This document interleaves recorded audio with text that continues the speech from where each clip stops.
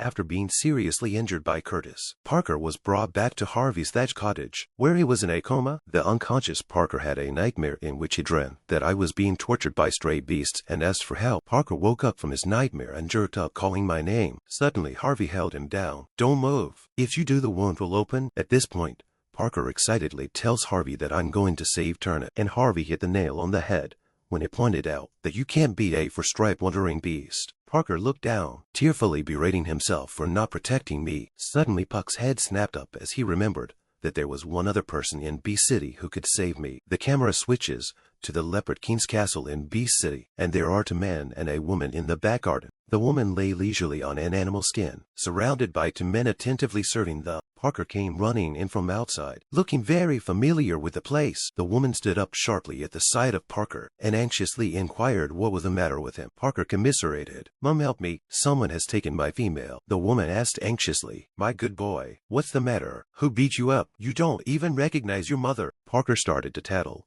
that it was a stray beast that beat me and took my wife. The woman rose up in anger. "Outrageous. My son has a wife with great difficulty. I have not even met her yet." Then he touched Parker's face again, soothingly saying, "Cub, don't worry. I'll let your daddies take it out on you." Parker rushed to say that it was the dads who couldn't handle the fact that the other was a four-striped beast, and that it would take a father to do it. "But your father is not in the city of 10,000 beasts now, so you should recuperate first, and I will send someone to find him." At this point, Parker's mother also assured Parker that she would get the men back. Then an eagle and 3 leopards received the order and instantly set off from the city of 10,000 beasts. On the other hand, in the sheep tribe in the plains landscape, a group of sheep orcs steered at the same direction and discussed something. It turned out that Curtis had brought me here, and the crowd looked very curious. "I'm wondering, don't they say that stray beasts? Beasts have to be driven away. How come these people don't chase away stray beasts?" Curtis could see my doubt. This place was full of herbivorous orcs. They were naturally afraid of me. Sure enough, all of these goat orcs looked scared, and none of them had the mark of the beast. There were 2 boat orcs that were sneaking around and talking about me. Curtis kills me with a look. "I'll kill you for thinking about my females," only to see Curtis' serpentine tail, like a long whip, whip the 3 orcs out, only to see those sheep orcs around them collapsed on the ground, trembling in fear. After an indeterminate amount of time, Curtis walked up to a shop and snapped one hand on the table. The shopkeeper had to shudder and poke his head out from under the table, asking carefully, "What do you want to change?" Only Curtis said with a blank face, "I want all your rice." Curtis takes out a bead and puts it on the table. "I want all the rice in your tribe." The shopkeeper got to see the bead's eyes are bright. "Energy crystals. This one is enough for the whole tribe to eat salt for a year." The shopkeeper hurriedly waved his arms excitedly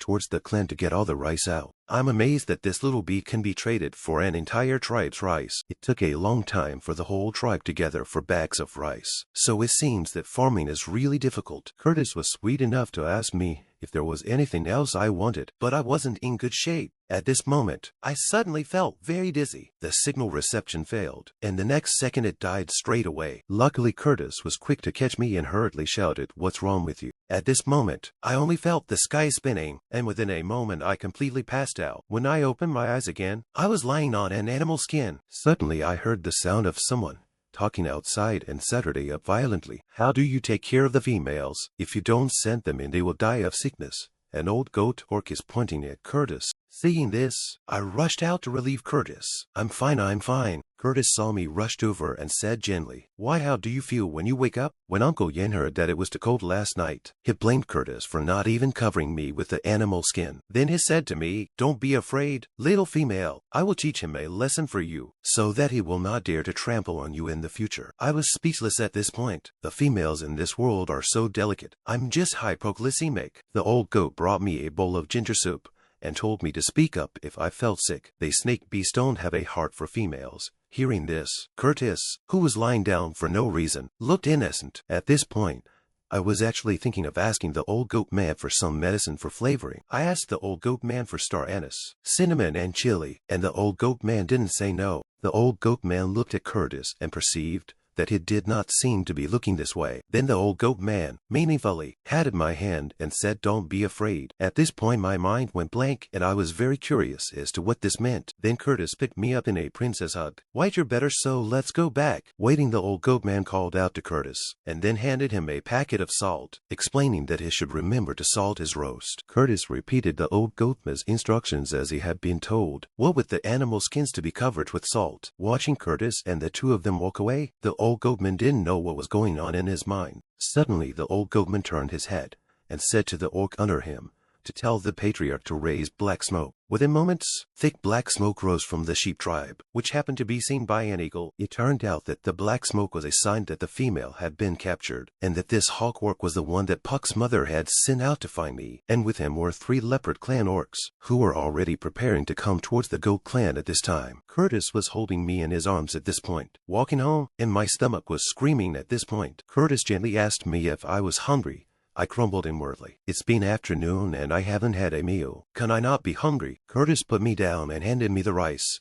"So eat it. I bought it," I said with an incredulous look on my face. "Are you being funny?" Curtis asked suspiciously. "Does the secret have to be roasted too?" I was speechless in the face of Curtis' question. I suddenly saw a few bamboo trees in front of me, with which I could cook bamboo rice. I clapped my hands in praise of my clever little brain, while Curtis on the other side of the room had a questioning look on his face. "What the hell is bamboo rice?" I told Curtis to find a sharp rock and cut bamboo. "I'm gonna make bamboo rice." Cutting the bamboo was too easy for Curtis. Just a wave of his hand and his sharp nails instantly sliced it in two. I couldn't help but say, "That's awesome." When Curtis heard that, he reached over to me and said, "Do you like it? Then I'll give you a piece." Curtis curled his tail over and ran his fingers an inch at a time, as if searching for something. Shortly after, he handed me a snake scale and told me to be careful. I gently touched the auricular with my finger, and my finger was immediately cut. As soon as Curtis grabbed my scratch finger, he put it in his mouth and took it in. I looked at me favorably and said, "I just finished and you hurt yourself. Next time I'll take back the scales." When I heard that I had to take it back, I refused and said excitedly, "No, it's mine if I give it to me. I can't take it back." Seeing that Curtis didn't say anything, I took the initiative to grab Curtis' arm and continued, "I didn't know your scales were so sharp. I will next time." Curtis was full of joy. She liked my scales. Was she starting to like me? Soon after, I made a campfire by the river. I made bamboo rice in a bamboo tube. "Come and eat when the food is cooked." Curtis was startled at first, then happily smiled and agreed to be good. I was also shocked at myself. How did I call him that smoothly? No matter, it's important to eat first.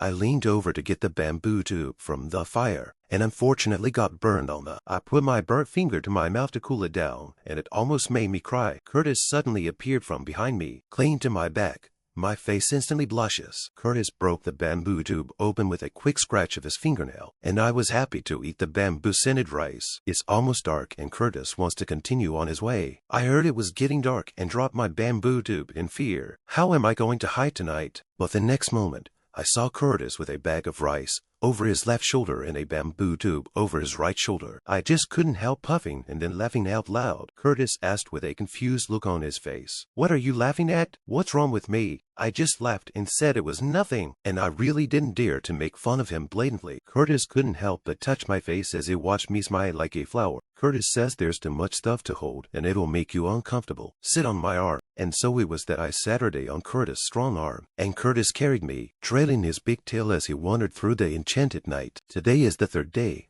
since I was kidnapped by the snake beast. Curtis in the cave beckoned me over at this point. Wary, I asked Curtis what he was up to, and I crouched in a trembling ball against the wall. Suddenly Curtis' long tail reached out, wrapped around my waist, and swept me to his heels in one hand. I resisted and pushed against Curtis, asking in a great panic what he wanted. Curtis looked at me and said, very softly, that he would make me new clothes. I said to myself, new clothes? It's not like there are any animal skins here.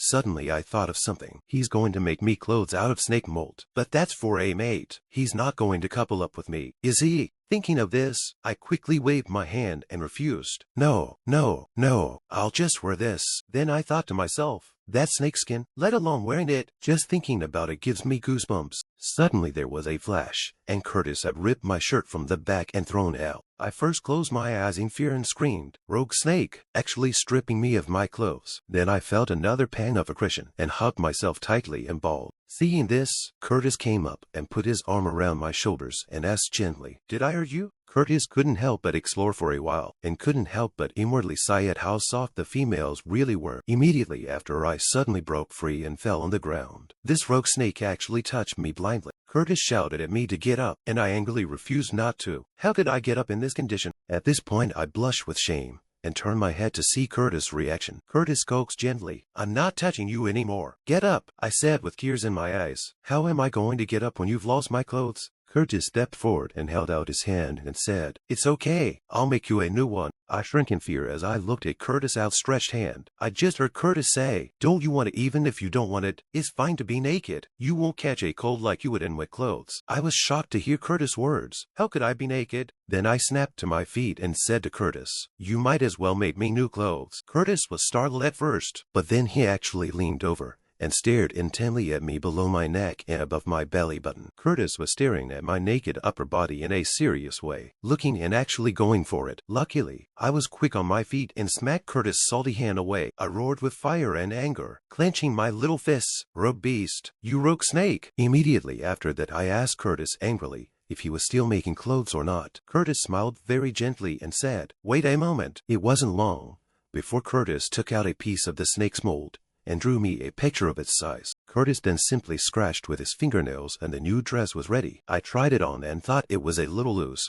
and talked about how it would be nice to have stitches. At that, Curtis told me to wait. He'd go get me a needle and thread. He'd be back in a minute. Then all that was seen was Curtis rustling and wagging his big tail as he headed out of the cave. Soon after, Curtis returned with something like a needle. Then he tore off a small strip of the snake's mold and carefully tightened my waistline for me. I looked at the gentle, serious man in front of me, with his long eyelashes, soft eyes, firm nose. I thought to myself that he was actually quite handsome, and then I just stared at him like that. Suddenly Curtis looked up, and the two of them looked at each other, and Curtis inwardly surmised that he actually kept looking at me. So it's true that White likes me. He's just too shy to say it. I was caught peeking and turned my head away in embarrassment. I was simply embarrassed at that moment. I thought internally, too embarrassed to be caught committing nymphomania. Curtis said happily, "Well," I avoided my gaze and whispered, "It's okay." Suddenly, Curtis pointed to my little kilt and said, "Take it off. This needs to be made new too. I'll measure you." I refused excitedly. This would not do. How could I be naked in front of men? I thought to myself, in case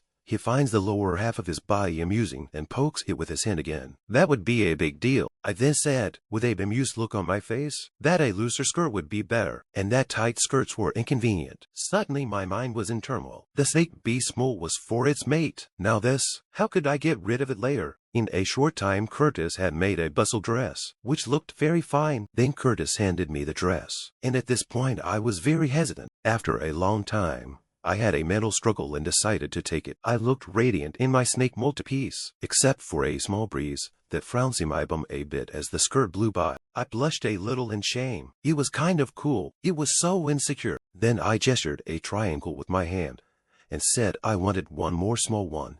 Curtis smiles and agrees it's okay. The lake near the cave was floating with the clothes I had changed into. Suddenly a hand reached out and picked it up. A leopard orc picked up my scent from the clothes I changed out of, and they were the leaders of the search party sent out by Old Mother Parker. The hop beast and Alice that the scent hadn't dissipated yet, and that a split chase should be able to catch up. Not far away, I was hiding in the water with Curtis covering my mouth, only one head falling out. Suddenly, Curtis grabbed me and sank under the water with me, and I was screaming in my mind, "Come back, I'm here. My mouth is open. I can't breathe. I feel like I'm going to choke." Curtis grabbed my chin and proceeded to kiss me straight up, and being forced into a kiss, I mentally screamed for help. I don't know how long it took, but finally, I broke free and surfaced. However, I inhaled so much water that I couldn't stop coughing, and I felt like I had been robbed of my own life. I turned my head and questioned Curtis. "You knew they were coming, so you did it on purpose?" Curtis interrupted. You are my female and I will not give you to anyone. I was furious with rage. Who is your female? You're a beast. At that moment Curtis was staring at me coldly, wondering what he was thinking about. I'm still wondering if Curtis is angry, and at this point I'm a little scared. The next second, Curtis put his arm around me again and touched the snake's molt. Waterproof and not wet. You shouldn't catch cold in it. I was very surprised that Curtis wasn't angry at all. That's just really nice. Then I pushed Curtis away. I'm hungry. Go get the rice. Curtis didn't hesitate to say yes and turned around to go back for the rice. Wait, I'll stop Curtis. What would you do if you ran into them? Curtis said in a calm voice. Kill them all? I shuddered, and in order to avoid a needless killing, I hastened to think of excuses. I explained that the food in the cave had probably been taken, and that it would be better to eat the fish. Curtis said with cold eyes, then they're even more damned for taking your food. At this point, I was simply depressed about how I had to die when all was said and done. Just then suddenly, Curtis scanned with his afterglow, wondering what. Curtis pushed me away with a sudden turn of events that instantly startled me. I saw a huge black eagle swooping down straight towards me. Curtis transformed into a python and charged at the giant eagle in one swift motion. Curtis swept his long tail towards Blackhawk, and the speed of the attack caught Blackhawk off guard. Taking advantage of Blackhawk's inability to dodge, Curtis took a bite out of his wing, and Blackhawk let out a mournful shriek of pain. The other 3 members of the search party exclaimed at the sound of Mir's voice. The injured hawk beast took on human form and covered his arm, which had been bitten by Curtis. Suddenly the 2 of them turned their heads to one side at the same time, while over there the wolf smoke rose as if someone was coming, only to see the 3 leopard beasts of the searching team eagerly running towards this direction. It didn't take long for the 3 to aggressively tell Curtis to hand me over or they'd kill him. Curtis smiled with a fierce light. If it is not because of me, today I will kill him without leaving a piece of armor. Curtis had no desire to fight so that I wouldn't be taken from him, and his mind rushed to think of countermeasures. Suddenly Curtis made a flying leap to embrace me, and was in the water in an instant. But by the time the search party reacted, it was too late. Curtis had already swum away with me in his arms. But because of the mission, the 3 decided to go after the smell before it dissipated. As night fell, I sat worriedly around the campfire thinking about something. Suddenly, I asked Curtis softly, what will happen to the hawk you bit? Curtis looked cold and told me very blandly that the eagle would die. I was busy asking why he was fine just now, and Curtis explained that being poisoned by him would only last a day at most. I asked anxiously, what about the antidote? Curtis said there was no cure. I suddenly raised my voice. There can't be an antidote necessarily. After a long time, Curtis reluctantly told me that the antidote was the scales on his tail. I didn't hesitate to pull off a piece, and at once Curtis frowned as if it hurt. I rushed to apologize and Curtis wasn't offended, just smiled and said it was okay. I was overwhelmed by Curtis' change in attitude and wanted to hate him, but couldn't. Suddenly Curtis put his arm around me and said, sooner or later they're going to find this place. We'll leave first thing in the morning. But my fear was that I would find myself even less if I left Parker. Curtis eyed ahead, envisioning a time later when we'd go to the beach first, and if you liked it, we'd settle there. Even the mind had begun to conjure up images of the 2 of them living happily ever after on the beach. Then he stroked my hat and said gently, when you think of it, we can't have a litter of snake guts every year. I panicked internally and weakly asked, that how long do you snake beasts usually get pregnant? Curtis' little encyclopedia reports